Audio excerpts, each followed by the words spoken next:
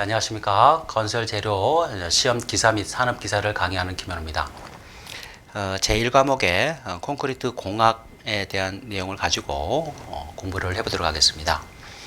자, 첫 번째 보니까 콘크리트 역학적 특성에 대한 내용이 있어요. 그래서 역학적 특성 해서 첫 번째 콘크리트의 응력과 변형률의 관계를 있죠. 그래서 이제 콘크리트의 그 응력이 증가하면 변형률이 커지겠죠. 그런데 이 그 응력이 시간에 따라서 응력이 이제 증가되면서 이제 변형률은 커지는데 어느 일정한 범위까지는 이제 탄성적인 변형을 보이다가 그리고 어느 이제 그 일정한 그 응력을 지나서는 이게 이제 그 하중을 콘크리트에 작용하는 어떤 하중에 대한 이런 힘을 추가적으로 어떤 힘을 추가적으로 힘을 갖다가 이렇게 실질 않았는데도 변형이 계속해서 증가되는 이런 현상을 보이는 경우가 있어요. 그래서 이걸 뭐라 그러냐면은 이걸 크리프 변형이다 그런 말을 써요. 크리프 변형. 그래서 크리프 변형에 대한 이제 개념 정도를 좀 알고 계셔야 돼요. 역학적 특성에서 그래서 이제 그 내용으로 쭉 해서 두 번째 한번 내용을 볼게요. 강도 특성해 보니까 이제 정적인 강도, 충격 강도, 피로 강도 이런 게 있어요. 그래서 정적 강도라는 것은 말 그대로 하중을 가하는데 정적인 어떤 그 충격을 이렇게 주거나 또는 어떤 반복적인 어떤 힘을 주는 게 아니고 정적인 상태에서 쭉 힘을 주는 말 그대로 정적인 상태에서 힘을 주는 것을 이걸 정적 강도라고 그래요. 그래서 이런 강도가 있고 그다음 충격 강도라고 하는 것은 어떤 그 재료에 어떤 충격을 가해가지고 이렇게 가하는 강도를 우리가 이제 충격 강도라고 합니다. 그래서 이 충격 강도 같은 경우는 대표적인 게 바로 말뚝에 이제 그 항탈을 할 때 이 충격에 의해서 말뚝을 어떤 그 집안에다가 이렇게 받게 되죠. 이런 강도의 힘을 갖다가 우리 충격 강도의 대표적인 걸로 보시면 될 것 같고요. 자, 세 번째 보면 이제 피로 강도 이걸 좀 알아두셔야 돼요. 피로 강도. 그래서 이 기출 시험이 출제가 되었습니다. 피로 강도에 대한 부분. 그래서 피로 강도라는 것은 어떤 그 하중이 이 구조물의 파기가 될 수 있는 이런 그 어떤 하중이나 또는 응력의 힘보다 적은 정적인 상태에서 어떤 응력의 힘들이 계속해서 반복적으로 계속 작용을 하는 이런 경우에 이런 힘들이 누적이 돼서 결국 구조물이 어떤 그 피로적인 누적에 의해서 이게 파괴되어지는 이런 경향을 보이는데 이걸 바로 우리가 피로 파괴다 이런 말을 써요. 그래서 이게 와 관련된 이런 강도를 피로 강도라고 그러는데 이 피로 강도는 기본적으로 이 하중이 반복적인 하중의 작업에 의해서 이렇게 발생이 되어진다 하는 용어를 좀 기억을 하고 계셔야 됩니다. 이 내용이 시험에 이제 출제가 되었던 부분이에요.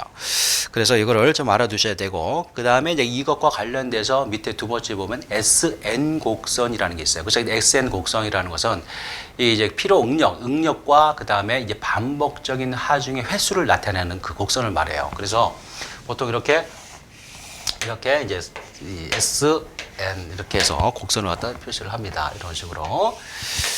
그래서 이건 반복 하중이죠. 반복 하중. 반복 횟수가 되죠.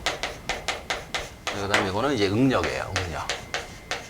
그래서 응력과 반복 횟수의 관계를 나타내는 이 곡선을 보통 SN 곡선이다. 그런 내용을 해요. 그래서 SN 곡선은 결국은 어떤 하중과 관련이 있는 거죠? 피로 강도와 관련이 있다. 그죠? 이렇게 이해를 하시면 되겠죠? 이거 출제가 좀 되었던 내용이에요. 그래서 이런 내용들이 시험에 나오면 틀리지 말아야 되겠죠? 예? 세 번째, 콘크리트의 크리프 현상 지금 말씀드렸죠? 다시 한번 중요하니까 내용을 한번 다시 한번 읽어볼게요. 콘크리트의 크리프 현상이란 콘크리트의 하중을 가하면 응력의 변화가 없는 상태에서도 콘크리트의 변형이 재령과 그러니까 시간이 계속 지속적으로 진행이 되면서 이 변형이 계속해서 증가되어지는 이것을 크리프 현상이다 그랬죠. 크리프 현상. 그래서 이걸 보통 우리가 이해할 때 이렇게 이게 이제 이렇게 시간과 또 이 변형률의 관계를 이렇게 나타낼 때 이 변형률이죠. 이 변형률. 이렇게 하중을 쭉 가다 보면 이제 변형이 커져요. 펴졌는데 얘가 어떤 하중을 가하지 않았는데 변형이 이제 여기까지는 계속 커졌죠. 그런데 변형이 어떤 하중을 더 이상 주질 않았는데 하중은 일정한 상태로 가는데 변형은 계속해서 시간에 따라 이렇게 늘어나는 경우가 있어요. 이걸 갖다가 우리가 이제 얘기할 때 뭐냐면 이게 크리프 변형이라 그런 말을 쓰는 거예요. 크리프 변형. 그래서 이렇게 하다가 이렇게 가는 거죠. 그러다가 다시 이제 하중을 줄어들면 이게 다시 얘가 하중이 이제 변형률이 줄어들겠죠. 변형률이 이렇게 줄어드는 이런 경향이 보인단 말이죠. 이거는 이제 하중을 제거했을 때. 그죠? 하중을 제하라고 해요. 덜어내는 거예요, 하중을. 여기는 하중을 실어줬을 때. 그래서 이렇게 변형이 일정하게 계속 간다. 어떤 상태에서 하중을, 그죠? 하중을 일정하게 뒀을 때, 하중을 그냥 일정하게 둔 상태에서도 그냥 변형이 계속 진행되는 거. 이걸 뭐라 그런다? 크리프 변형이다. 개념 정확히 알아두세요. 자, 그 다음에 이제 크리프 변형은 뭐 장골재, 단위 이제 시멘트, 단위 수량 및 이제 시공 관리 이게 제대로 이루어지지 않으면은 크리프 변형이 커지고 외부 온도나 습도 조건에 따라서 크리프에 영향을 주게 된다. 이런 말들이 있어요. 그래서 그 내용은 이제 뒷장으로 가시면은 상세하게 그런 내용에 대한 부분을 좀 설명을 또 드리도록 하겠습니다. 그래서 다음 세 번째를 보면은 콘크리트 크리프의 영향 요인에 대한 내용이 좀 있어요. 그래서 첫 번째 재료적인 측면을 보니까 보통 포틀랜드 시멘트는 저열 시멘트보다 변형이 좀 크다는 게 있죠. 그래서 보통 포틀랜드 시멘트 같은 경우는 저열 시멘트보다 수하율이 좀 크죠. 그죠? 이런 거, 그래서 이제 좀 그 크리프에 영향을 좀 더 줄 수가 있고, 그 다음에 배합적인 측면을 보니까 단위 시멘트량 및 이제 단위 수량의 증가 시 변형이 커지고 그다음에 잔골재율이 클수록 이제 변형이 커진다 그런 내용이 있어요. 그래서 우리가 이거는 이제 배합적인 이런 부분에서는 이거를 조금 여러분들이 개념을 조금 알고 공부를 하시면은 훨씬 더 공부하시는데 좀 수월하실 수 있다고 보여져서 제가 설명을 조금만 드리고 갈게요. 그래서 이제 보면 우리가 이제 그 콘크리트를 만들 때 기본적으로 이런 어떤 좋은 좀 아주 어떤 그 굿한 콘크리트 이렇게 쉽게 얘기해서 이렇게 한번 써볼게요. 굿한 콘크리트다, 좋은 콘크리트다. 좋은 콘크리트를 만든다고 하는 거는 기본적으로 우리가 여기 들어가는 재료를 한번 따져봐야 돼요. 그래서 이제 그 재료 중에서도 우리가 이제 첫 번째로 잘 아는 게 뭐예요? 시멘트가 있겠죠. 시멘트가 있을 것이고. 그 다음에 이제 들어가는 게 이제 뭐예요? 골재가 있겠죠. 골재 중에서 굵은 골재가 있을 것이고, 또 여기 들어가는 재료 중에 우리가 이제 잔골재가 있겠죠. 그죠? 이걸 샌드라고 한번 써볼게요. 샌드. 이거는 그라벨. 그죠? 굵은 골재, 자갈. 그 다음에 모래. 뭐 이렇게. 그 다음에 이제 뭐 혼화재료 이런 게 있겠죠. 혼화재료도 있겠고, 또 물도 있어요. 물도 있단 말이죠. 물. 단위 수량.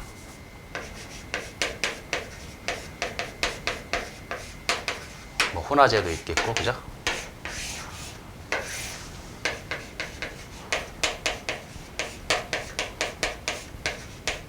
자, 이거를 좀 여러분들이 제가 좀 설명드린 거 좀 잘 이해를 좀 하실 수 있도록 좀 정확히 이걸 정리를 좀 해놓으세요. 자, 좋은 콘크리트가 되는데 기본적으로 우리가 콘크리트를 배합을 하는 데 있어서 기본적인 원칙이 있어요. 이게 뭐냐면은 첫 번째 강도, 그죠? 우리가 콘크리트는 무슨 강도죠? 압축 강도죠. 강도가 커야 되고, 그 다음에 뭐예요? 내구성이 좋아야 돼요. 오래 버텨야 돼요. 듀러블하다 그러죠?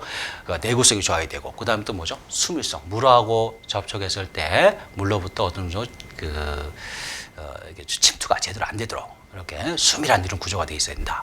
그 다음에 기본적으로 이제 워커빌리티가, 그러니까 이 강도, 내구성, 수밀성 좋은데, 그러니까 시공성 또는 작업성이라고 하는데 이 작업이 안 되면 안 되겠죠. 현장에다가 콘크리트를 갖다가 시공했는데 콘크리트가 너무 뻑뻑해가지고 이렇게 유동성이 없어서 작업이 안 되는 경우가 있으면 또 콘크리트가 재료불량 생길 가능성이 높아요. 그래서 워커빌리티가 확보가 돼야 되고, 그 다음에 가장 중요한 내용 중 하나가 이제 단위 수량을 최소화시키라는 그런 기본적인 어떤 개념을 가지고 우리가 배합을 합니다. 그래서 단위 수량, 물을 적게 써야 된다는 거죠.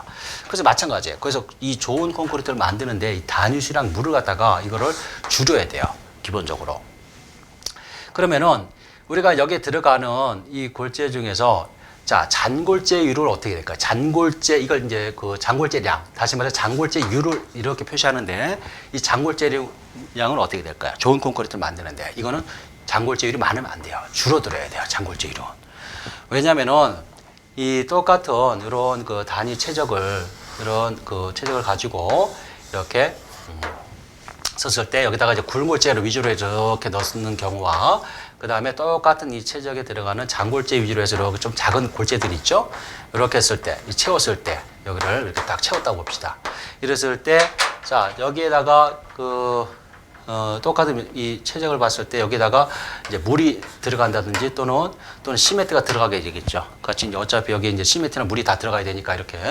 그러면 이 면적들이 비표 면적이라는 이 면적들이 이 굴골재에 대한 이 그 사이즈가 있는 것과 요것과 그다음에 장골재 위주로 있는 이 상태로 됐을 때 물이 어느 게 더 많이 접촉이 될까요? 장골재율이 높은 놈들이 물이 더 많이 접촉이 되는 거예요. 그래서 여기가 이 비표 면적들이 훨씬 이거보다 크기 때문에 결국은 뭐냐면 단위 수량이 증가되고 단위 시멘트량이 많아지는 거예요. 이 단위 수량이 많아지면 콘크리트에서는 어떻게 해요? 콘크리트 강도가 떨어지는 이런 문제가 생기겠죠. 내구성도 저하가 되겠죠. 그죠? 그 다음에 이게 많아지면 여러 가지 문제가 또 생겨요. 지금 우리가 얘기는 여기서 공부하고 있는 크리프에 대한 거, 이런 게 또 커질 거나 또는 크랙이라고 그러죠. 또 뭐 균열 이런 것들이 커져요. 그래서 가급적 물을 줄여야 돼요, 무조건. 그러면 어떻게 되겠어요? 기본적인 이제 단위 수량을 이게 이제 장골재율이 줄어드니까 뭐가 줄어들어요? 단위 수량이 줄어들겠죠. 이 단골재율을 많이 쓰는 것보다는 어떻게 해요? 굴골재 위주로 해서 굴골재량을 좀 늘려주는 게 좋겠다. 그죠? 그러면 장골재율을 줄여야 돼요. 좋은 콘크리트를 만들기 위해서는. 그러면 굴골재는 어떻게 해요? 좀 양을 늘려주는 게 좋겠죠. 굴골재량은 좀 증가를 시켜주는 거. 장골재율은 줄여주는 거. 그죠? 시멘트는 좋은 시멘트 써야 되겠죠. 그죠? 아까 우리가 먼저 그 교재에 나왔듯이 어떻게 해요? 저발열 시멘트 위주로 좀 써주는 게 좋겠다. 그런 얘기도 있었잖아요. 그죠?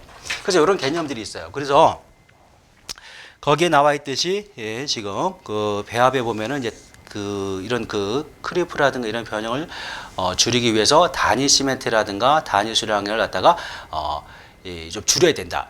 바꿔 얘기하면은 이게 증가가 되면 크리프가 커진다. 그런 얘기죠. 자, 그 다음에 이제 두 번째, 장골재율이 또 증가되면 변형이 증가된다. 크리프가 커지는 거예요. 지금 지금 여기서 설명을 드렸죠. 장골재율이 이 좋은 콘크리트가 되기 위해서는 줄여야 되는데 이게 그 좋은 콘크리트가 되지 않은 콘크리트는 결국 아까 뭐예요? 크리프가 많이 생기는 이런 조건들이란 말이죠.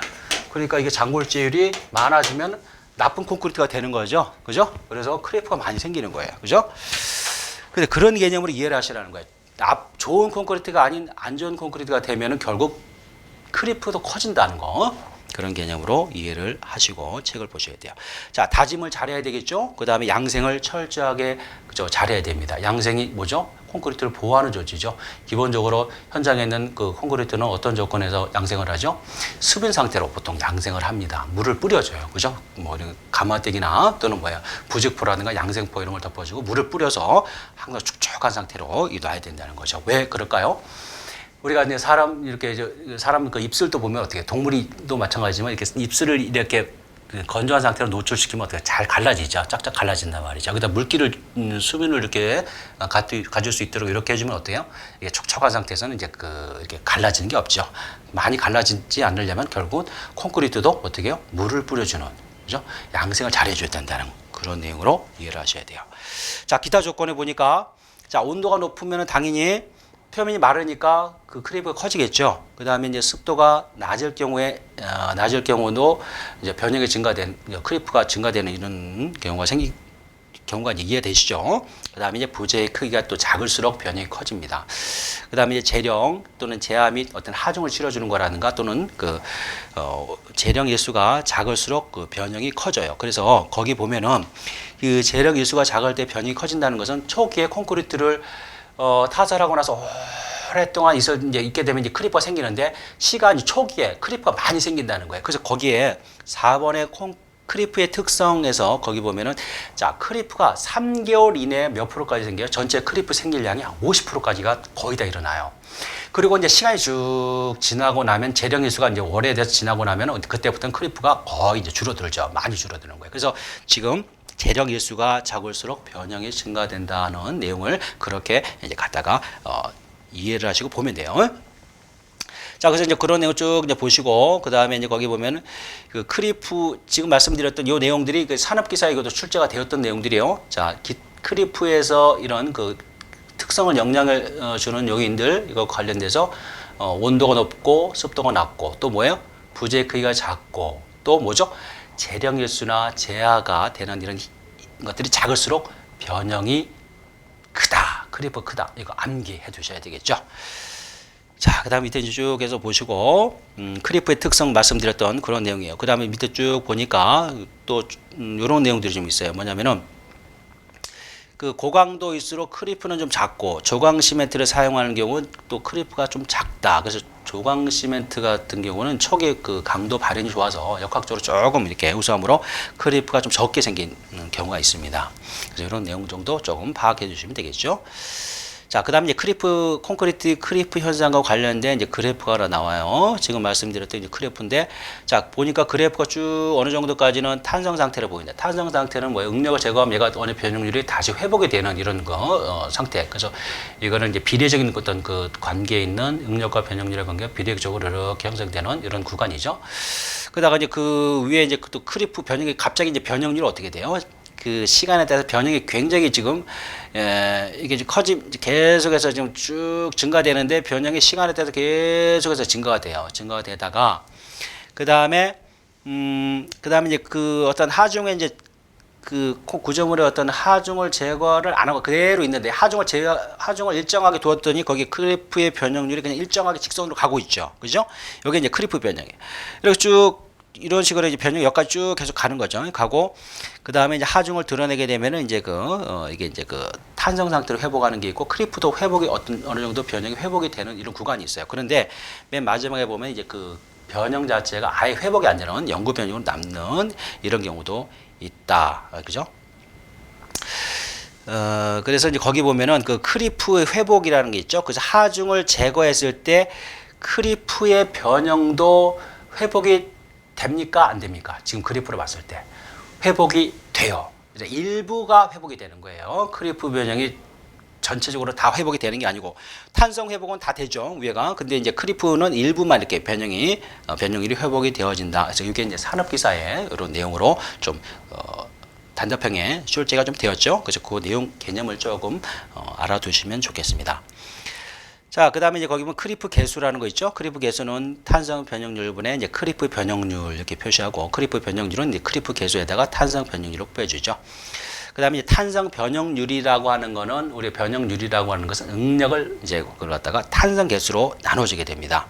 그리고 최종 변형량은 탄성 변형량과 이제 크리프 변형량을 다 했을 때 이걸 우리 최종 변형량이라고 그래요. 그래서 여기는 크리프 개수에 대한 이 부분은 참고로 여러분들이 그냥 한번 읽어보세요. 이게 출제가 된 적이 없습니다. 이런 내용은. 그렇지만 이제 그 크리프에 대한 기본적인 개념을 우리가 좀 알고 또는 탄성 그 변형에 대한 이런 개념을 좀 알고 가기 위해서는 내용을 좀 정리를 해 놓은 거니까 한번 보시고 4번에 콘크리트의 이제 건조 수축에 대한 내용이 나오죠. 건조 수축. 자, 건조 수축은 이렇게 생각하면 되겠죠. 자, 콘크리트가 굳고 난 다음에 이 콘크리트가 굳고 난 다음에 콘크리트가 이제 표면이 이제 수분이 어떻게 증발이 되어지면서 마르겠죠, 그죠? 그래서 표면이 말라가면서 수축이 생기려고 그럴 거예요. 그래서 수축이 그죠? 그리고 콘크리트 내부에는 어떻게 해요? 콘크리트 내부에는 수화열이 아직까지 이 높은 수화열이 있으니까 콘크리트 내부는 팽창을 하려고 그러고 콘크리트 외부는 수축을 하려고 그러겠죠. 자, 이런 그 온도 변화에 따라서 최적이 이제 변화를 하게 되는데 이처럼 그러니까 마르면서 표면이 마르면서 수축하는 현상을 갖다가 이제 건조 수축이다 그런 말을 쓰는 거예요. 그래서 이 건조 수축이라고 하는 거는 기본적으로 콘크리트가 초기 콘크리트에 생기는 균열이 어떤 변형이 아니고 콘크리트가 굳고 난 이후 경화가 되고 난 이후에 생겨지는 이런 변형의 일종이다 이렇게 보시면 되겠습니다. 그래서 건조 수축은 표면에서 인장 응력 수축이 생기고 내부에서는 압축 응력 그러니까 팽창하는 거죠. 이렇게 발생이 됩니다. 자, 그래서 이제 그 개념 정리를 해보고 그 다음에 두 번째 건조 수축에 미치는 요인이 있죠. 요거는 좀 암기를 또 해주셔야 될 부분이에요. 그래서 첫 번째 보니까 자, 분말도가 큰 시멘트일수록 건조 수축이 커진다. 그랬죠. 자, 분말도가 크다고 하는 거는 시멘트 입자가 굉장히 가는 거죠. 그죠? 입자가 가는 거예요. 보통 우리가 콘크리트 시멘트에서는 보통 한 2,800, 그죠? 제곱센치 퍼 그램 이제 그 그램당 한 2,800 정도 되는데 이게 이제 이거보다 더 이제 가는 거예요. 그래서 이 비표면적이 굉장히 큰 거예요. 분말도가 크다는 얘기는. 자, 비표면적이 크게 되면은 우리가 아까 그 골재에서 그 비표 면적 얘기를 잠깐 했죠. 장골재가 굵은 골재보다 많을수록 뭐지 비표 면적이 커진다 그랬죠. 비표 면적이 커지면 거기에 그 달라붙을 수 있는 그 물이라든가 단위 수량이라든가 또는 어떻게 단위 시멘트량이 많아진다 그랬죠. 그래서 이런 것들이 많아지면 안 좋은 콘크리트가 된다. 안 좋은 콘크리트가 되면은 결국은 크리프가 뭐예요? 많이 발생이 될 수 있고 또 균열이 잘 생기겠죠. 그 다음에 또 안 좋은 것 중에 뭐가 있어요? 지금 여기 나와 있는 건조수축 이런 현상도 커질 수밖에 없어요. 그죠? 그래서 이해되시죠? 그래서 분말도가 크다 그러면은 결국은 입자가 매우 작아서 시멘트 입자가 작아가지고 결국 여기에 달라붙는 단위 수량이나 단위 수량이 많아질 수밖에 없다. 그죠? 그래서 안 좋은 콘크리트가 된 이런 그 조건이 되기 때문에 결국은 건조수축도 이제 커질 수 있는 이런 그 변형이 커질 수 있는 이런 조건이 생길 확률이 높다 이렇게 이해를 하셔야 되고 두 번째 보면 흡수량이 많은 골재일수록 이제 건조수축이 커진다 그랬죠. 흡수량. 그러니까 흡수량이 커진다고 하는 것은 뭐예요? 콘크리트 안에 골재가 또는 골재가 물을 많이 당기고 있는 거죠. 그러면 이 콘크리트의 골재가 물을 많이 당기고 있다는 얘기는 뭐예요? 잠재적으로 단위 수량 물을 많이 함유하고 있는 거예요. 콘크리트에는 많은 물이 우리가 배합에 필요한 물만 필요하지 그 이상 많은 물은 결국 뭐냐면 콘크리트의 품질을 저하시키는 또는 안 좋은 콘크리트로 가기 때문에 이렇게 골재가 물을 많이 흡수하는 다공성, 다시 말해서 흡수율이 이런 큰 골재들은 결국은 콘크리트의 품질을 저하시킨다. 결국은 뭐예요? 이런 변형이 커진다. 또는 뭐예요? 그 건조수축이 커진다. 이런 내용으로 같은 내용으로 이해를 해주시란 얘기예요. 자, 그 다음에 이제 시멘트 성분 중에 C3A, 그죠? 이게 이제 이거는 알루미늄이죠, 그죠?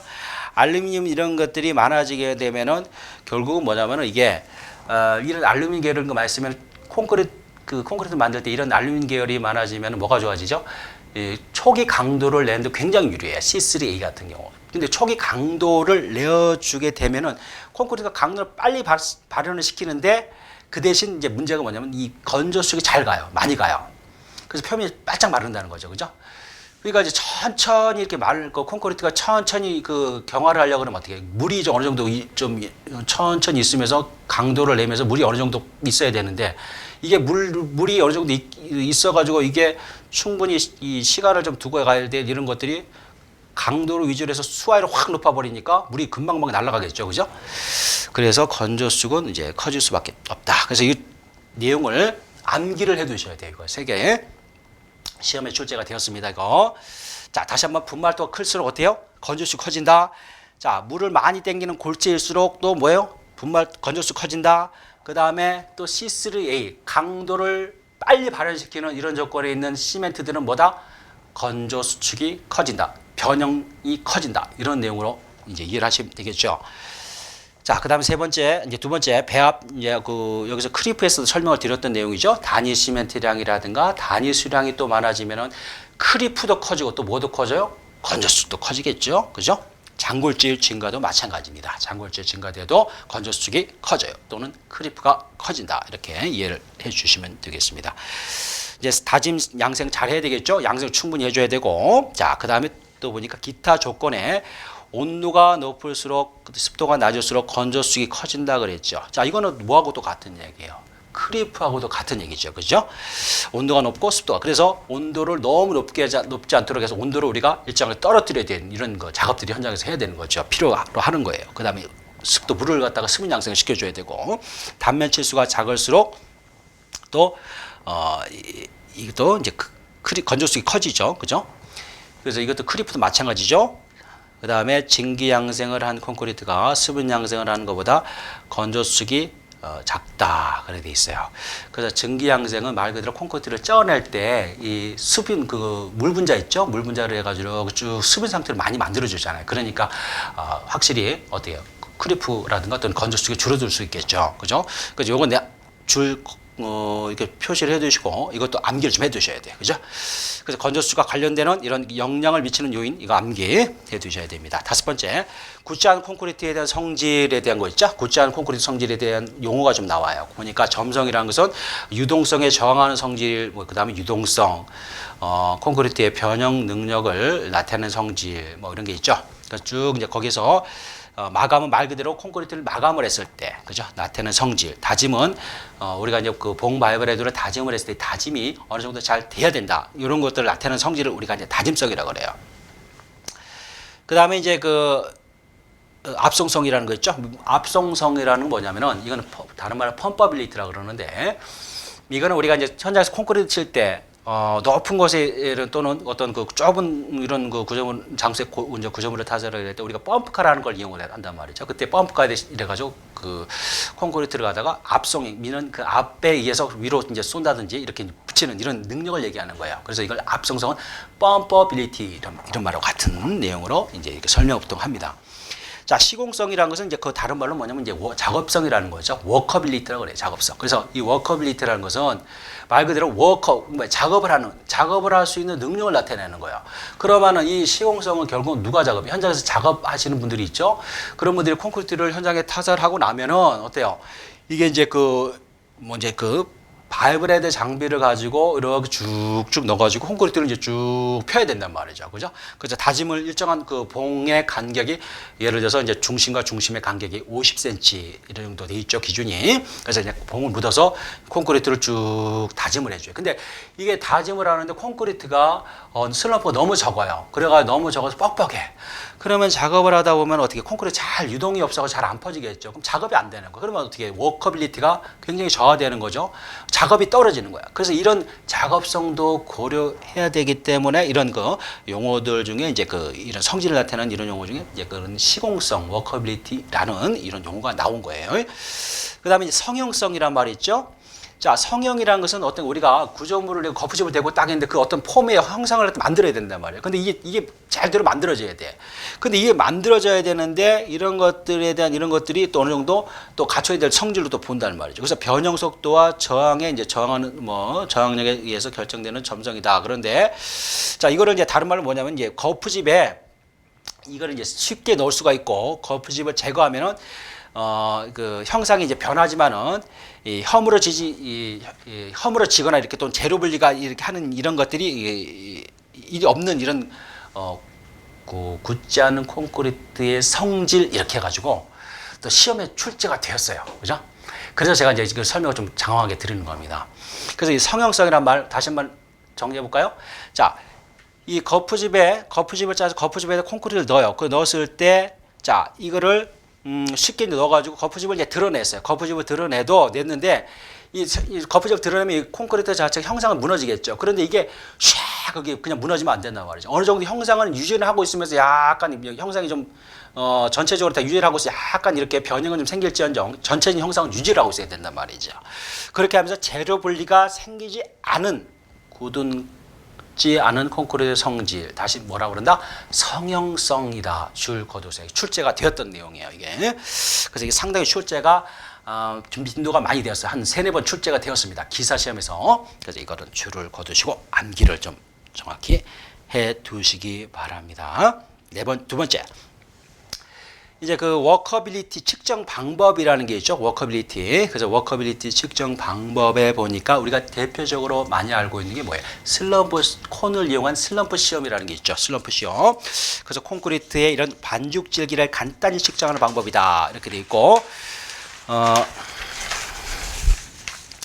그다음에 이제 두 번째가 이제 구간입 시험이라는 게 있죠. 구간입 시험, 캘리볼 시험, 그죠? 그 다음에 이제 캘리볼이라는 것은 우리가 보통 이제 이 철구를 이용하는데 그 반원 형태로 되어 있는 철구에 한 14kg, 14kg 정도 나가는 이런 반구 모양의 철구인데 이거를 슬럼프가 작은, 그러니까 저슬럼프인 보통 그 콘크리트 토목 현장에서 이제 그 포장 콘크리트 칠 때 이런 슬럼프를 측정하는 이런 방법으로 이제 사용하는 게 이게 구간입이라는 거예요. 그래서 이걸 넣어가지고 얼마큼 들어가느냐. 이 방구 형태의 철구를 넣었을 때 콘크리트 속으로 얼마큼 들어가는, 많이 들어가면 그만큼 슬럼프 크는 것이고 적게 들어가면 쫙 뻑뻑한 거겠죠. 이런 식으로 판단한다는 거. 그래서 구간입, 그 다음에 다짐 개수라는 게 있죠. 다짐 개수. 그 다음에 흐름 시험. 이제 다짐 개수라는 거는 이제 이게 이거 같은 경우는 보통 이제 이거 같은 경우는 여러분들이 여기는 이제 이 내용은 간단히 말씀을 좀 드릴게요. 이렇게 이제 그 호퍼가 있어요. 호퍼가. 그 상부, 하부, 그다음 밑에가 이제 몰드가 이렇게 돼 있어요. 그래서 이거를 콘크리트 채워서 콘크리트가 떨어질 때, 떨어져가지고 밀대 콘크리트 채워질 때, 이 콘크리트를 채웠을 때 이게 무게, 그 위에서 얼마큼 떨어지고 위에서 그 몰드까지 얼마큼의 양이 떨어질 것인가 하는 이런 그 무게 비를 가지고 이걸 가지고 이제 그 많이 떨어지면 그만큼 슬럼프가 크겠죠, 그죠? 적게 떨어지면 슬럼프가 적은 거죠. 이렇게 해서 그런 상황을 가지고 우리가 이제 그 어떤 그 이런 거 반죽 줄기를 또는 이렇게 워커빌리티를 이제 측정하는 그런 내용으로 보시면 될 것 같아요. 그다음에 이제 플로우 시험이라는 게 있죠. 플로우 시험. 그래서 플로우 시험이라는 것은 보통 이제 흐름 시험이라고 하는 건데, 이거는 이제 콘크리트의 슬럼프가 상당히 큰 경우예요. 보통 한 우리가 이제 콘크리트를 치게 되는 경우가 현장에서 슬럼프가 한 80에서 한 120mm 정도, 보통 이 정도 범위 정도 본다 그러면은 이 슬럼프 시험, 근데 슬럼프 시험에서 이렇게 하지만은 이런 흐름 시험 같은 경우는 보통 그 유동성 콘크리트, 다시 말해서 슬럼프 값이 한 650, 뭐 750, 700 뭐 이렇게 굉장히 슬럼프가 큰 거예요. 이런 거는 그 정상적인 이런 슬럼프 콘을 이용해서 시험을 하기 어렵겠죠, 그죠? 그래서 이제 슬럼프 콘이란 이런 거 못 하니까 별도로 슬럼프 이렇게 이제 그 시험을 할 수 있는 슬럼프를 해가지고 슬럼프의 유동에서 그에 따라서 이게 그 얼마큼 퍼지느냐, 이 양을 가지고 흐름값을 콘에 이제 거기 보시면 콘의 밑지름분에 이제 시험의 지름 마이너스 콘의 이제 밑지름 곱하기 100 이런 식으로 해서 그 지름의 크기를 콘크리트 이제 치고 나면 콘크리트 퍼지겠죠. 퍼졌을 때 이 지름의 크기를 가지고 우리가 이제 측정할 때 보통 하는 게 이제 흐름 시험 또는 플로우 테스트다 하는 그런 내용으로 좀 이해를 하시면 돼요. 그 다음에 리몰딩에 대한 거 있죠? 리몰딩에 대한 거. 그 다음에 이것도 이제 플로우 시험과 동일한 플로우 테이블을 사용하고, 이것도 이제 어떤 그 시험에서 시료가 퍼지는 정도의 유동성을 측정할 시험이다. 이렇게. 그 다음에 VB라고 되어 있어 이제 BB라는 게 있죠? BB. 그래서 이게 BB 시험에 대한 거 이런 게 좀 있죠. 그래서 BB 시험 같은 경우도 이제 그 된 그러니까 그 슬럼프가 좀 적은 이런 된 비빔 콘크리트의 워커빌리티를 이제 찍을 때 보통 이제 BB 시험이라는 게 있다. 그래서 여기서는 이 종류 정도만 간단히 좀 알아두시면 될 것 같습니다. 그래서 그래 보시고, 세 번째 보시면 워커빌리티에 영향을 주는 요소 있죠. 그래서 워커빌리티 영향을 주는 요소 단위 시멘트량, 아까 말씀드렸듯이 물 시멘트비, 골재 입도, 그 다음에 혼화 재료, 시간 공도 있죠. 이런 거 참고로 이런 거 좀 한번 읽어보세요. 쭉 보시고, 자, 여섯 번째 보면은 이제 굳지 않은 콘크리트의 균열에 대한 거 있죠. 여기서 시험에 이제 출제가 좀 되었던 내용이 있어요. 뭐냐면은, 자, 제가 지금 이렇게 이제 설명을 좀 드리는 와중에 잠깐 말씀을 하나 좀 드리고 또 제가 강의를 좀 진행을 하도록 하겠습니다. 그래서 먼저 잠깐 좀 설명을 드릴 거는, 지금 제가 이 강의의 이 전반적인 어차피 제1장의 콘크리트 공학이라고 하는 이 부분에서 지금 어차피 여러분들 객관식으로 20문항을 이제 어차피 거기서 그 20문항 중에서 우리가 이제 어차피 거기서 이제 답안을 찾아내야 되죠. 그런데 여기서는 여러분들이 공부를 하실 때 제가 굉장히 중요하게 강조하고 그다음에 기출 빈도가 높다고 하는 이런 부분들이 있을 거예요. 그래서 그런 부분 위주로 해서 먼저 1차적으로 여러분들이 공부에 그 포커스를 거기다 맞추세요. 그래서 거기서 암기를 하시고 정리할 건 정리해 놓으시고, 그리고 제가 조금 중요하지 않다고 해서 이렇게 설명 그냥 한 번씩 읽어 보시라고 하는 부분들이 있는데, 그런 부분들은 여러분이 나중에 시간이 되시면 별도로 한번 해보시든지. 그래서 어쨌든 간에 우리가 그런 내용까지 다 알고 가기에는 뭐냐면은 시간이 없어요. 그 건설 재료가 전반적으로 내용이 워낙에 많습니다. 지금 여러분들이 이건 콘크리트 공학도 해야 되지만 뭐 토목 시공에 대한 부분, 그 다음에 이제 토질에 대한 부분도 있죠. 그 다음에 재료 시험에 대한 이런 내용들이 또 있어요. 그래서 그 내용들이 워낙에 많기 때문에 거기서 우리가 원하는 어떤 그 점수 때는 60점을만 확보하면 되죠. 그래서 제가 이제 목표로 하는 강의는 보통 80점대 안쪽에 이 정도 수준만 여러분들이 좀 따라와 주시면 충분히 점수는 확보하실 수 있다고 저는 보고, 제가 중요하다고 하는 거, 이런 강의 중에 중요하다고 하는 부분은 필히 형광 표시를 해두시고 또는 어떻게 해요? 항상 줄을 좀 거두셨다가 그거 위주로 공부를 먼저 하시기 바랍니다. 그래서 지금 다시 한번 여러분들이 이제 그런 내용을 좀 알아두시고 공부를 하시길 발언을 잡아서 설명을 좀 말씀드렸고요. 1번에 보니까 굳지않은 콘크리트 균열 해가지고 소성 수축 균열이라는 게 좀 있어요. 이게 이제 시험에 좀 출제가 되었어요. 그래서 이거 다른 말로 뭐라고 그러냐면 플라스틱 슈링케이지 크랙이라고 그래요. 플라스틱. 그래서 이거는 이제 우리가 이제 그 소성 수축 균열은 쉽게 생각하면 이거예요. 콘크리트가 굳지 않은 상태에서, 그러니까 콘크리트를 현장에서 타설하고 나면 얘가 시간이 지나면서 어때요? 응결이 생기고 경화가 굳어서 딱딱이 굳어지죠. 근데 이런 단계로 들어가기 전에 콘크리트를 치고 나서 응결 상태가 조금 들어가려고 하는 이런 단계 직전에서 콘크리트에 균열이 발생된단 말이죠. 근데 그 대표적인 게 뭐예요? 소성 수축 균열이라는 놈이 그런 거예요. 그래서 소성 수축 균열은 쉽게 생각하면은 콘크리트 표면에 콘크리트 치고 나면 콘크리트 내부에 있는 물이 어느 정도 수화장에서 자 굳으려고 하면서 얘가 물이 기어 올라와요. 표면으로 기어 올라오는데 이 콘크리트는 기본적으로 이 표면이 말라 있으면 안 된다 그랬죠. 그죠? 그래서 우리가 양생을 하잖아요. 수분 양생을 한다고. 근데 이 물이 올라오는 속도보다 콘크리트 표면에 물이 어느 정도 좀 있어야 되는데 이거보다 외부의 어떤 그 햇빛이라든가 또는 바람의 영향을 받아서 이 물기가 빨리빨리 날아가는 거예요. 증발이 빨리 된다는 거죠. 증발이 빨리 됨으로 인해서 표면이 그 초기에 말라요. 그래서 이 실크랙처럼 착착착착 이렇게 막 이렇게 간단 말이죠. 이런 식으로. 뭐 이런 식으로 막 가요. 이런 식으로 막 이런 게 줄무늬 뭐라고 그래요. 그래서 이게 뭐냐면 대표적인 전형적으로 나타나는 이게 소성 수축균열. 다시 뭐라고 그러다 플라스틱 수축균열이다. 이런 말도 써요. 예?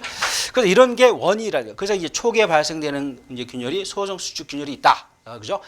그리고 이 소성 수축균열이 뭐냐? 거기 이제 해가지고 해가지고 그 원인에 대한 부분이 있죠. 지금 말씀드렸듯이 이런 내용인데 그러면 이제 표면으로 이제 물이 와가지고 이게 표면 건조로 인해서 수축 현상, 표면이 수축되면서 이제 내부에 인장력이 발생되고 이 인장력이 콘크리트 인장 응력보다 크면 이제 발생이 된다. 이 말은 같은 얘기인데 콘크리트 표면도 어떻게 해요? 표면도 이 서로 수축을 하면 어떻게 해요? 잡아당기니까 인장이 생기겠죠. 인장이 생기는데 이 콘크리트도 인장 강도가 있어요. 콘크리트 압축 강도의 10분의 1 내지 12분의 1 정도 인장 강도가 있어요. 근데 인장 강도, 여기서는 인장 응력이라고 표현했어요. 강도의, 보통 응력의 최대치를 강도로 표시하는데, 여기에는 보통 이제 인장 응력이죠. 그래서 잡아당기려고 하는 이런 인장력이 콘크리트가 가지고 있는 그 순수한 인장 강도보다 크게 되는 경우. 이럴 때 뭐가 생긴다? 여기 소성 수축 균열이 생긴다. 지금 그 얘기를 하는 거예요. 그죠? 그래서 이게 왜 생기느냐? 지금 말씀드렸듯이 표면이 수분이 빨리 증발되기 때문에 표면이 수축이 생기는 거예요. 수축이 생기는데 이 수축 생길 때 이때의 인장력이 잡아당긴 인장 응력이 콘크리트가 가지고 있는 인장 강도보다 크게 되면은 벌어지는 거다. 그죠? 이해가 되시죠? 그래서 이제 대책은 그 콘크리트 표면에다가 이제 수분이 날아가지 않도록 한다든지 또는 비닐을 깔아준다든지 피막 양생을 씌우는 이런 것들이 있어요. 자, 그래서 이거를 좀 암기를 해주셔야 되고, 그 다음 두 번째, 그 치마균열이라는 게 있어요. 치마균열. 자, 치마균열이라는 것은 이거는 말 그대로 치마가 생기면서 이제 발생되어지는 이 균열을 우리가 이제 치마균열이라고 그래요. 치마균열. 그래서 이거를 조금 쉽게 이해를 하시려고 그러면은 이렇게 벽체와 슬라브를 이렇게 이제 치는 이런 경우가 있죠. 그죠? 근데 이 쳤을 때 여기 이 슬라브의 두께와 이 벽체를 쳤을 때 이 벽체 이 기초가 이렇게 있다 그러면은 벽체의 이 두께 부재가 어때요? 차이가 엄청나죠. 크죠? 그러면은 콘크리트를 위해서 슬라브를 치고 나면은 이런 부분은 이 치마되는 거하고 이 부분이 치마되는 거 어때요? 단면이 차이가 크니까 이런 부분에서 그만큼 치마가 많이 생기겠죠. 물이 많이 거푸집을 옆에 대고 이렇게 하더라도 콘크리트 치고 나면 물들이 빠져나가면서 얘가 주저앉는단 말이에요. 주저앉는 양이 쉽게 말해서 이쪽보다는 이쪽이 훨씬 더 큰단 말이에요. 그러면은 이런 부분에서 콘크리트가 쉽게 이렇게 주저앉으려고 그럴 거란 말이에요. 이렇게 극단적으로 봤을 때. 그죠? 그 극단적으로 주저앉으려고 그런단 말이죠. 여기도 주저앉지만 여기에 주저앉는 건 조금 되겠죠? 이쪽에 많아지고. 그럼 이런 어떤 구간 경계에서는 어떻게 해요? 벌어지니까 인장응력이 생기니까 어떻게 해요? 콘크리트가 짝짝해지려고 그러겠죠. 이걸 뭐라고 그래요? 이렇게 생기는 이런 걸 뭐라고 그래요? 치마에서 생긴다고 해서 치마 균열이다. 이렇게 이해를 하시면 되겠죠. 그죠? 그래서 치마에 생긴다. 이게 초기에 발생되어지는 이런 균열이다. 여러분이 그렇게 알아두셔야 돼요. 그 다음에 이제 거기 보면 또 이런 것도 있어요. 이 치마 균열이 이런 경우도 있지만은 또 어떤 경우도 있냐면은 이렇게 보면은 콘크리트 안에 이렇게 철근을 예를 들어 이렇게 철근이 있단 말이죠. 그죠? 이걸 이렇게 봤을 때, 그랬을 때 여기서 이쪽에서 치마되는 것과 이 철근이 있는 이 부분에 그 철근은 워낙에 그 강성이 크죠. 그래서 이건 치마가 안 생기잖아요. 그죠? 그럼 요만큼 치마가 될 구간 여기밖에 없어요. 그죠? 여기밖에. 그럼 여기서 생기는 것과 여기서 생기는 건 이 구간밖에 없단 말이죠. 이렇게. 그러면 어떻게 될까요? 치마가 생길 때 여기는 치마가 덜 생길 거고, 그죠? 이 구간 사이는 이렇게 치마가 많이 생길 거고, 여기는 치마가 안 생기겠죠. 이런 식으로. 이렇게 된단 말이에요. 이렇게. 뭐 이런 식으로. 그럼 여기가 치마가 많이 생겨. 이 구간은. 그죠? 여기 구간은 치마가 덜 생기겠죠. 그러면 이쪽으로 또 어떻게 해요? 이런 식으로 철근 주변에서 이렇게 인장력이 발생된다. 그럼 이 부분의 철근 위쪽으로 어떻게 벌어지려고 그러겠죠. 그래서 이제 균열이 생기는 거야. 이것도 뭐야? 이거 마찬가지로 어때요? 치마에 의해서 생기는 균열이죠. 그래서 치마 균열이다 하는 그런 내용을 여러분들이 이해를 하셔야 되는 거예요. 그래서 이제 저 보니까 충분히 다짐을 하고 거푸집을 정확히 배치하고 슬로브 낮게 뭐 이런 것들이 있죠. 그래서 그런 내용의 이제 개념을 좀 가지고 이해를 공부를 해주시면 되겠습니다. 그래서 이번 시간에는 여기까지 공부하고 다음 시간에 이제 굳은 콘크리트 균열에 대한 내용 간단히 정리하시고 내용 다음 공부 진행하도록 하겠습니다. 여러분, 자 여기서 마치도록 하겠습니다. 대단히 수고하셨습니다.